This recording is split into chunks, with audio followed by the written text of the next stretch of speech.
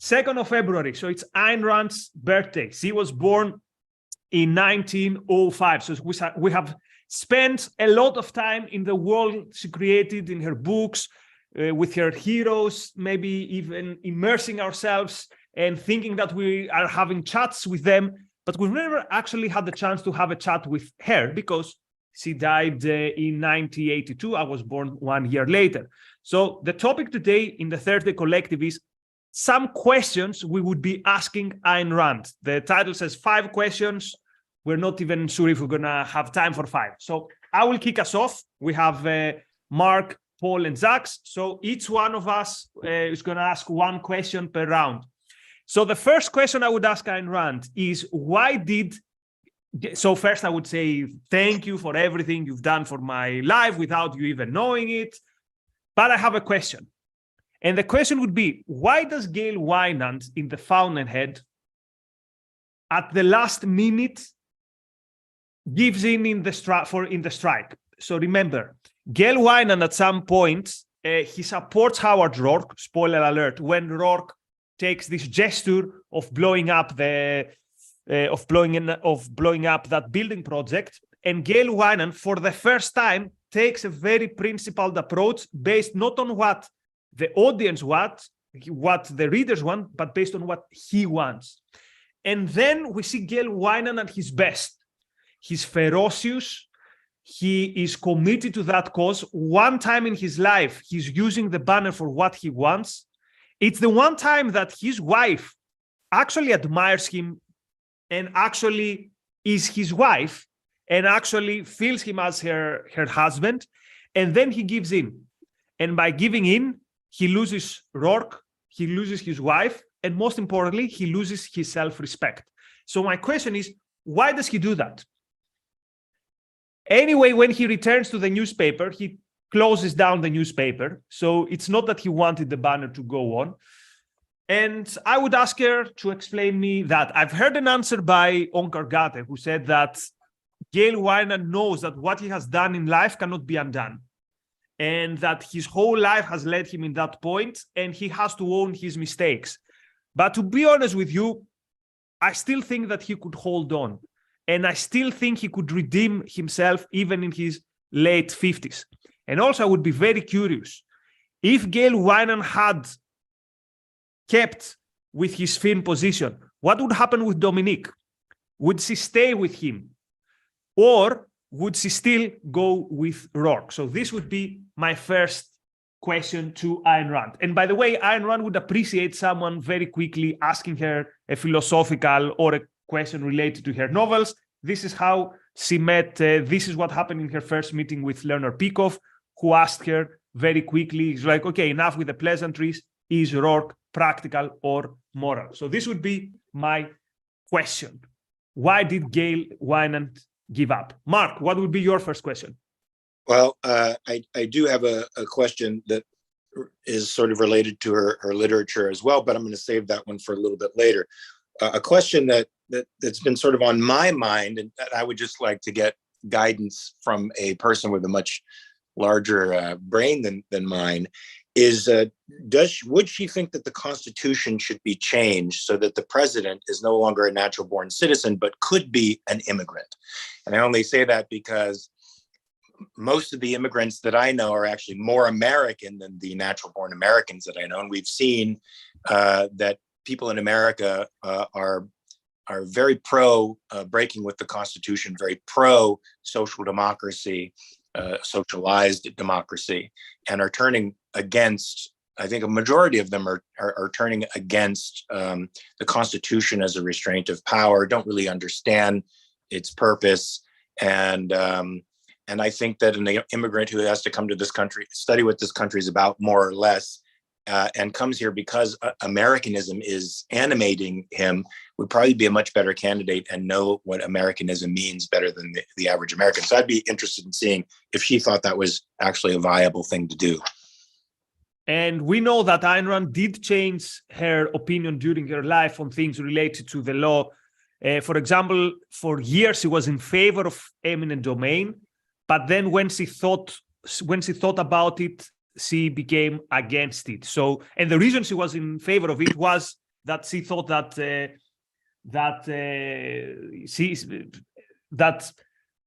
the founders had thought about it and it made sense. But then she changed her mind. So I wouldn't be surprised if she went against something that is in the Constitution. Remember that in the last scene of Atlas Shrugged, again, spoiler alert, Judge Narragansett rewrites the Constitution in terms of adding an important amendment. So ladies first, Jacques, and then we go to Paul. Jacques, what would you ask Ayn Rand? Well, I think one of the things that I was most impressed with when I began reading Ayn Rand after the novels, I kind of sucked up all of her nonfiction, and I was blown away when I read Introduction to Objectivist Epistemology.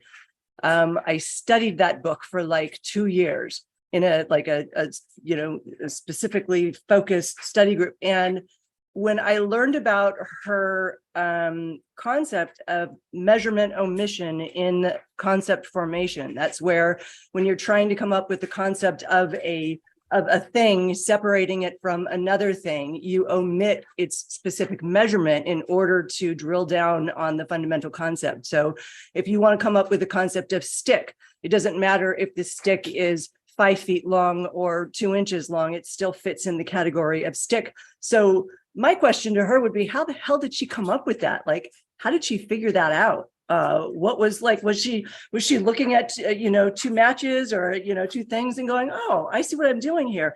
So like, that's a kind of genius that I could never come up with. Like as an artist, I, read the novels and like, oh yeah, I understand, why this character did this. And, to your question, Nikos, of Gail Winnett, I see it as, tragic. It's tragedy and it's artistic. He didn't have to do that, but artistically, I totally understand why, because it's even more tragic than the reader wants. But the whole thing with measurement omission, I'm in awe. I'm in absolute awe of what she did with epistemology, and it's revolutionary. She doesn't get nearly enough credit for that, especially in college settings, philosophy. So that would be my question to her.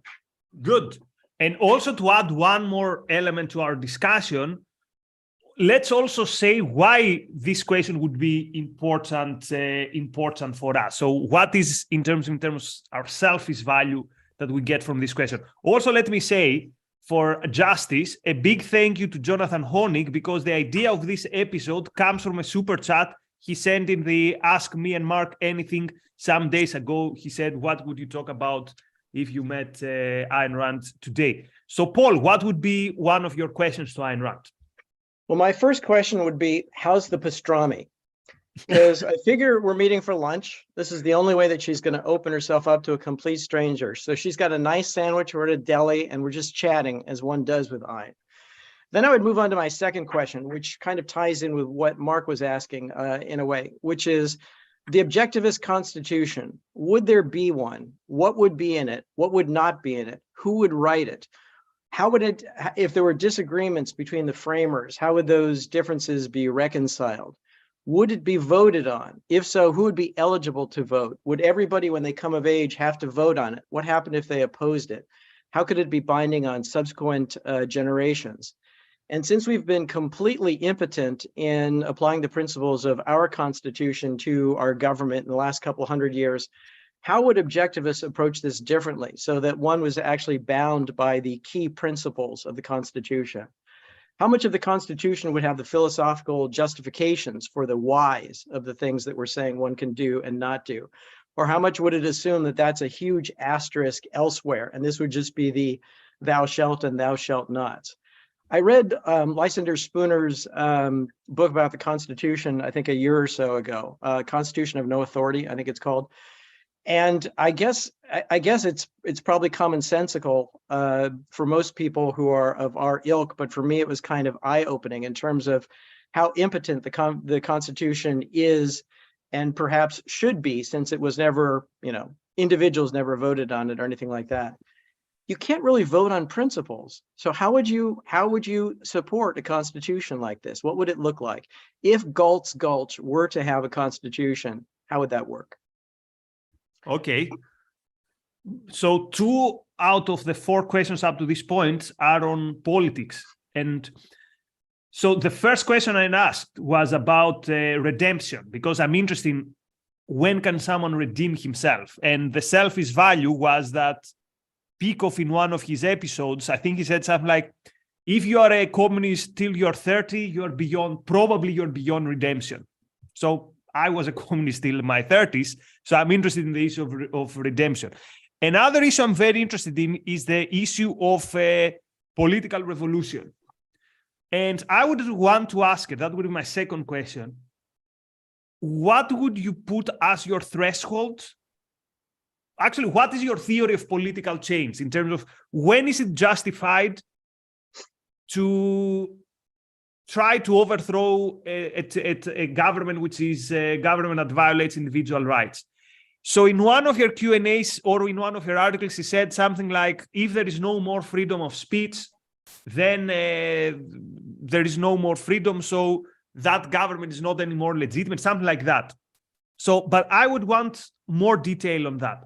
So, for example, if a government taxes you with something like 60%, or if you don't really own your private property, if every year you have to pay a ridiculous property tax as we do in Greece, or when you have things like blasphemy laws, or when property rights are a joke these days. So the government doesn't even let you do what you want with your own property. See, for example, the smoking ban.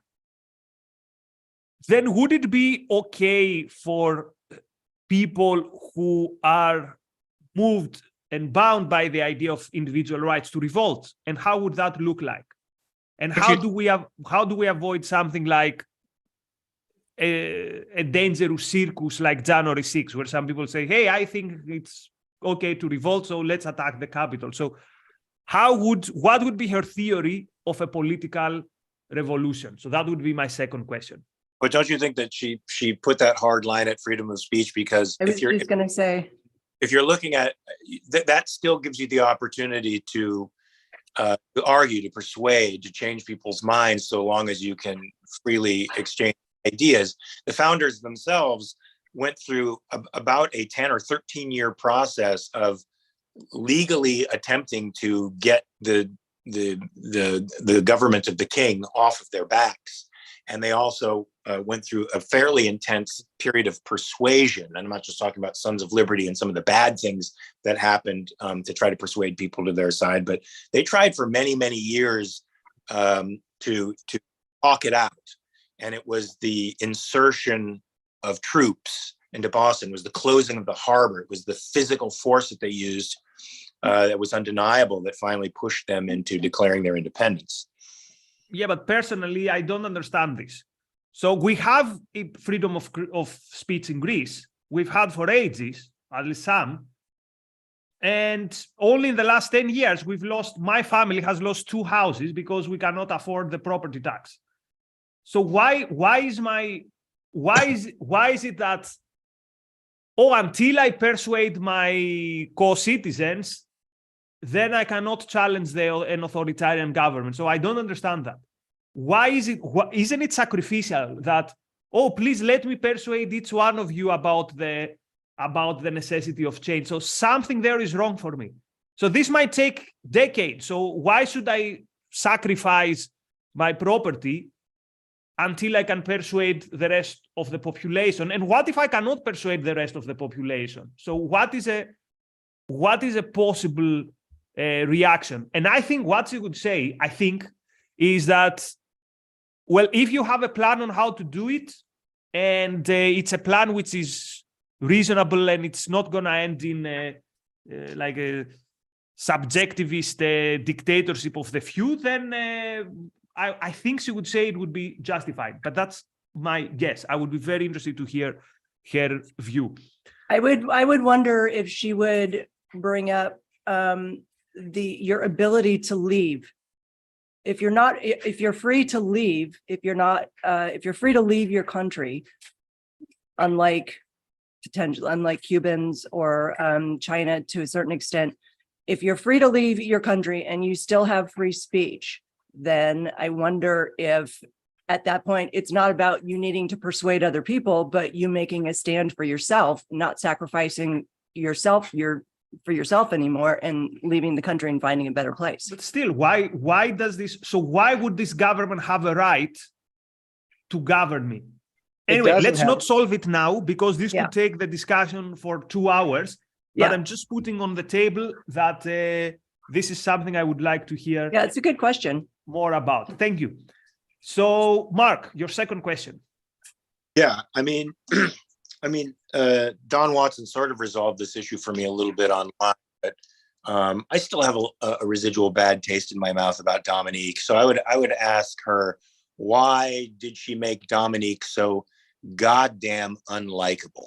I mean, she's an idealist. She's a heroine where, she eventually ends up, spoiler alert for anybody who hasn't read The Fountainhead, Kiana, that's you, you're reading it now, but she eventually ends up with the man, for crying out loud. You want to like her, right? For Christ's sakes. I know she needs an arc. She needs to go from one place to another, but for crying out loud, I kicked her off my boat a long time ago and I can't bring her back in. Somebody... I always thought she had borderline personality disorder. Or malignant narcissism, or something's going on there that just ain't right. What do you think about that, Paul? I was 22 when I read the book. I thought that's what women were like. Wow. Ouch. No, it didn't disturb me. I think I was just fascinated by the idea of the arc that she underwent, which was huge. But I agree with your larger point that she doesn't have to be necessarily as dislikable as she currently is at the beginning of the arc for it to be satisfying. Right. And also people notice that the way Dominique is essential for the plot.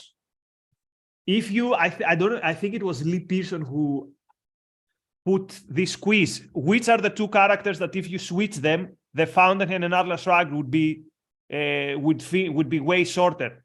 If Dominique was Dagny and Dagny from the beginning with Gold, with Rourke, then the Fountainhead would be way shorter. Or if Dagny was Dominique and it's like, okay, I give up this society's beyond redemption, then Gold wouldn't have his biggest rival. So she also plays.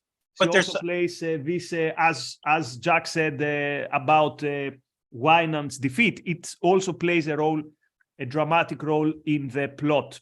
Yeah, but there's something a little more noble in my mind with Dagny's pursuit. It's very positive and life oriented, and it's also an appeal to reason. Like in some respects, it's the same reason I argue with idiots on social media. You think that some reason is going to get through, and that's going to change things. You think you have hope, and you have faith, a certain degree of faith in the better angels of human nature, that when they see something right, they're going to sort of intuitively grasp it. It may be an error, but it's what's animating her, as opposed to Dominique, who thinks that, life will not, humankind will not support the good, it will destroy it. And so she should protect it by destroying it before these ragamuffins do. I don't know. I just find her Dagny situation far more, relatable. Yeah, and difficult. Yeah. Jack's question number 2. Looks like we're going to have time for only 3. We might do this again in next Run's birthday. So thanks, Mark, for that question, because it kind of leads into my next question. And I have wondered this for as long as I've read Ayn Rand. I still don't understand, and I would want her to explain to me in exhaustive detail how she comes up with her theory of hero worship. How it seems that her theory is that men relate to the world and women relate to men, and that's the whole concept of hero worship. And I just can't get on that bandwagon. I understand, differences between men and women, but just in terms of how human beings relate to reality, I don't understand why it needs to be divided at men relate to the world and women relate to men. I would want to have a very long, in-depth conversation with her on that. Mm-hmm. Makes sense. And all the men were silent. No, This was one of my questions that I'm not actually going to ask because you sort of asked it, which is, since you're a hero worshiper, wouldn't you rather be the worshipped than the worshiper? Wouldn't you rather be a man? And if you had the opportunity to live your life as a man, would you take it? Would there be any reason not to do it? If man is sort of the height of everything of human beings, why wouldn't you want to be male as opposed to female, given your philosophy? Well, I agree. And that's why I'm not a male hero worshiper. I mean, I worship heroes, but I worship Ayn Rand for being the hero that she is, not necessarily because she's female or male. Completely agree. Yeah. So Paul, what's your second question? So I was thinking about what is a good life well lived? And people have talked about the eudaimonia approach versus the survival approach, where the Greek philosophers were saying that life, the purpose of life or the best part of life is flourishing. And Rand says more that survival is the ultimate criterion. So for me specifically, I was thinking in terms of, if I had the opportunity to be great at one thing or to be fairly good at a bunch of different things, why should I choose one or the other? The reason for being great at one thing is that I can put my mark out in the world for however long that work is remembered. It can affect people, one hopes, in a positive way. I can get whatever money or fame or whatever accrues from that to whatever extent I'm interested in those things, which is enormous. Versus something that's not as other oriented. But suppose I want to be pretty good at tennis. I want to be pretty good at writing poems. I want to be pretty good at short stories, pretty good at acting, pretty good at directing. I don't make a mark on the world in any of those. And when I'm gone, nobody remembers specifically any of my achievements. But day to day, I'm probably having a lot more fun. So what would be the argument for achievement versus doing a lot of things that you love? This is such a great question because it touches upon the topic of central purpose. And I know many clever people within even the objectivist universe who say that the way we understand central purpose is very simplistic. We think I have this one thing and it's my career and I don't do anything else except for my career. Whereas central purpose is a bit more complicated than, I have this one thing. Maybe because we see in figures like Rourke that they have this one focus, architecture. But then again, for Rourke, it's not only architecture. Remember in the beginning, we see Rourke swimming by a lake. So he has other things that he enjoys. He also has, he spends time with Dominique. So at the end of the day, it's not that you only have one thing, because although some heroes do have one thing. Some of the industrialists in Atlas Shrugged, they have no friends, they have no personal life. So that would be quite a good question, Paul. Thank you. Before we go to the third question, thank you, Jeff. Thank you, Catherine. Thank you, Robert. Thank you, Jonathan. Again, this topic is today's an idea of Jonathan Honig. Thank you, Tom. You've been member for 7 months. He says that his questions will be mostly about epistemology and especially induction. And thank you, Jeff, for your wishes for this Rand's Day, as Harry Binswanger calls it. Okay, so my third question, the first would be about the plot of a novel, the second about political philosophy. The third would be a selfish question about how is the movement doing? So I would be very curious. So how would Ayn Rand evaluate the objectivist movement today? How are we doing? Now, there are areas, as for example, public speaking or communication techniques, that was not her strong point.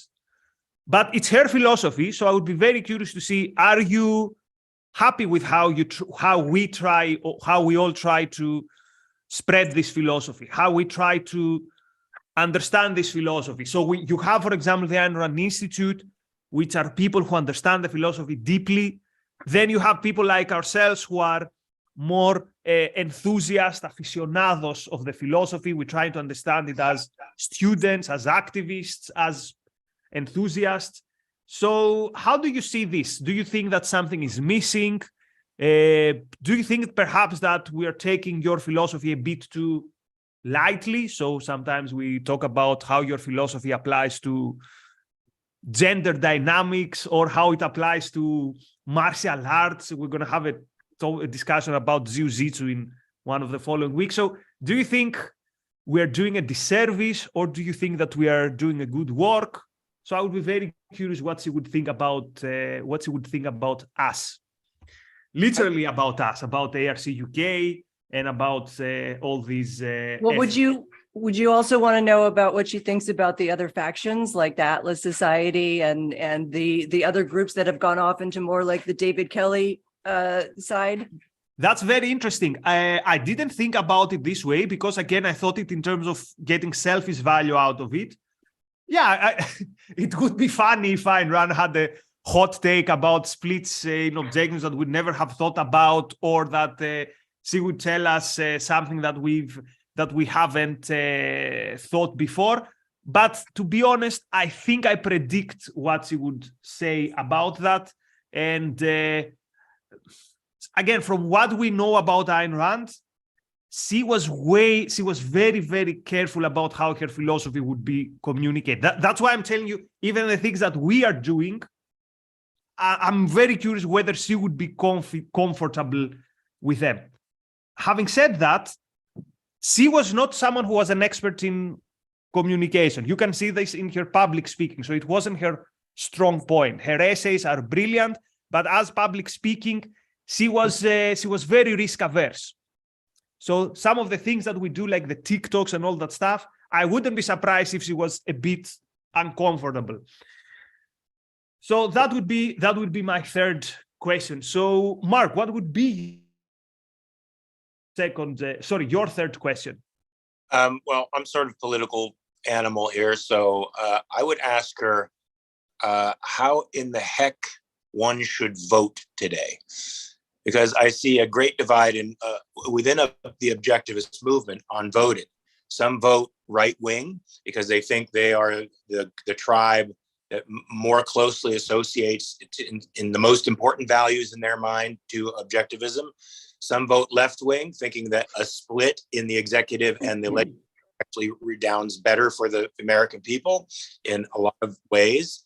And some decide to protest by not voting at all because they think neither tribe actually represents what objectivists, an ideal objectivist type of society would be.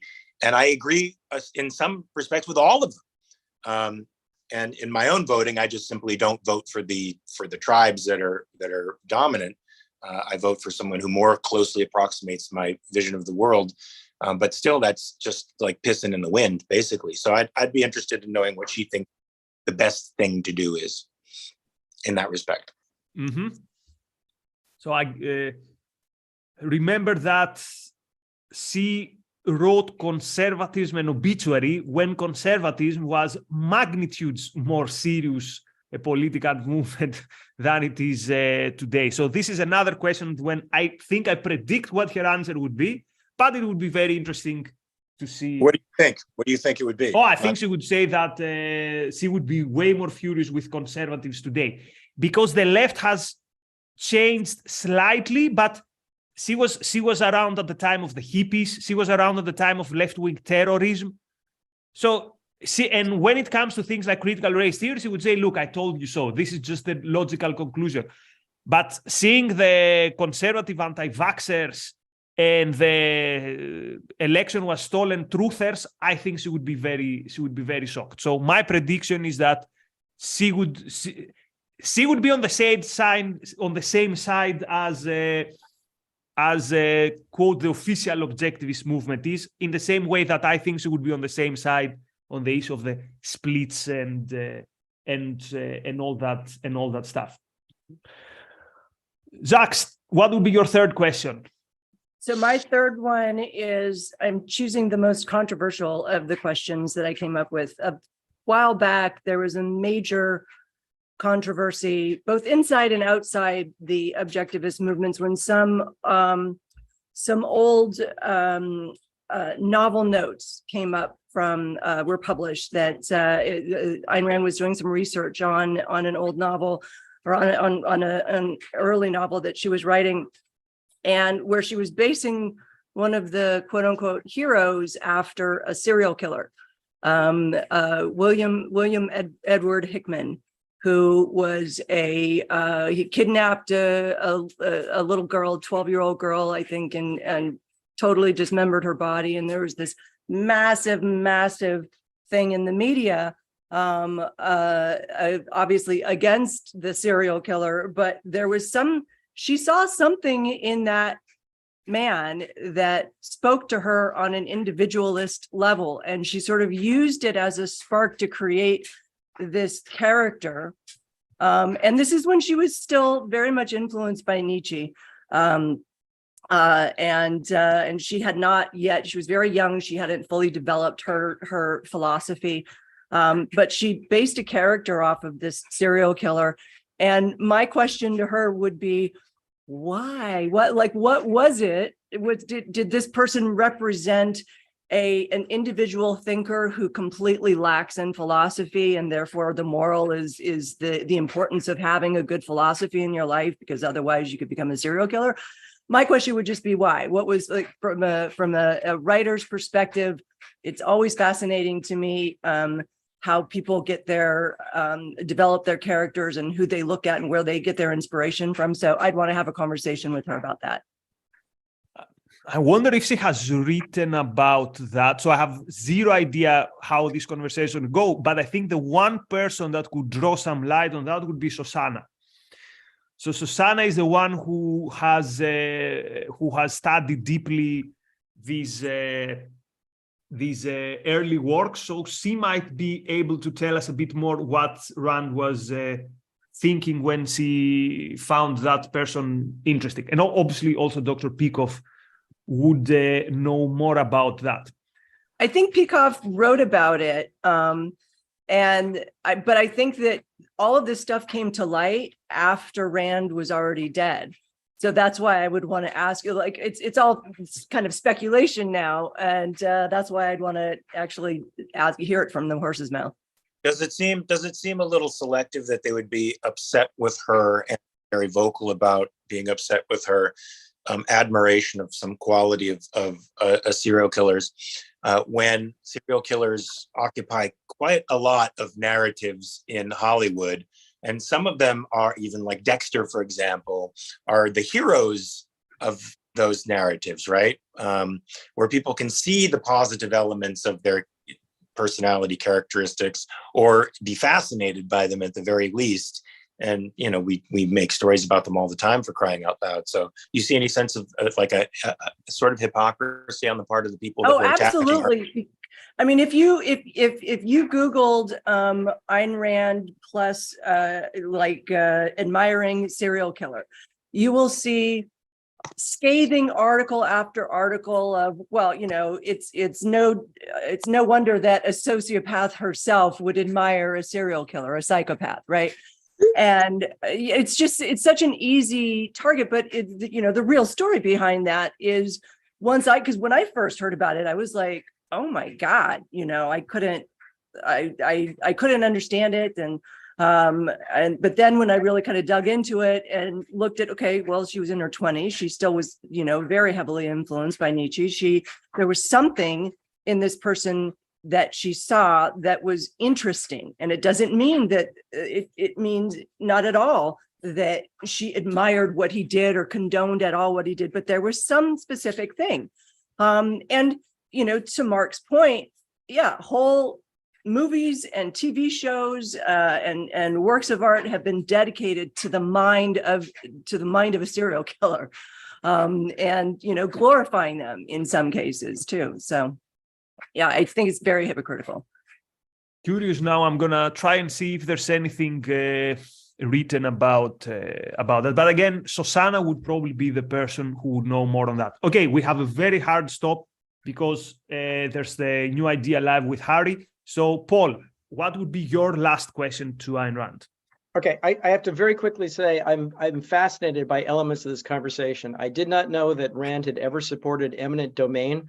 I'm fascinated. I'm horrified. I'm currently writing a comedy which has nothing to do with eminent domain, except it's kind of at the heart of the plot. And to me, it's a given that it's evil. So I'm fascinated by that. I'm fascinated by your saying that you were a communist until your 30s, and I'm guessing are no longer a communist based on our participation today. That's interesting to me.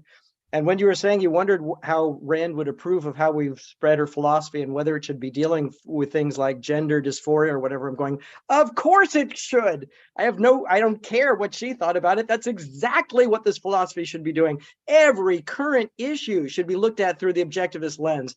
We are a sterile and dead philosophy if we don't do that. If we don't engage with today's issues, what is our purpose? We have no purpose whatsoever. Of course, I have none anyway. All right, moving on quickly. My third question. In Arthur Miller's superb play, The Crucible, which he wrote against the McCarthyites, but should better have been seen against the opposite side of the aisle, John Proctor says, you must leave me my name. You may not take my name. He will not sign his name to a document that says he is a witch. He dies a horrible death, I think, burned to death or whatever the thing was because of that. And why would an objectivist do that? Does our name, does our reputation in the eyes of other people, does it matter to us more than our own lives? And should it matter to us? I get it in the abstract that of course our name sounds like it should be everything. But if my neighbors think I'm a witch, what does it hurt me to say, yep, I'm a witch and go on about my life? Why do I care what my neighbors think? So that is a great question. Thank you. So we have, I think, one indication on how Rand would answer this, because her take was that if the Vietnamese are torturing you to give messages, you should not sacrifice. You should not go on with the torture. You should give the message whatever they want, and then, or already the American military should tell to people any message that comes out of the Vietnamese, know that it's a result of torture. Let me give you another example. During the military dictatorship, during the dictatorship of 1936, the communists were arrested and they were tortured horribly in order to sign a paper that says, I condemn communism. And the party line was, you shouldn't sign. And I found this ridiculous. So you're a good communist if you can withhold horrible, like middle-age style torture.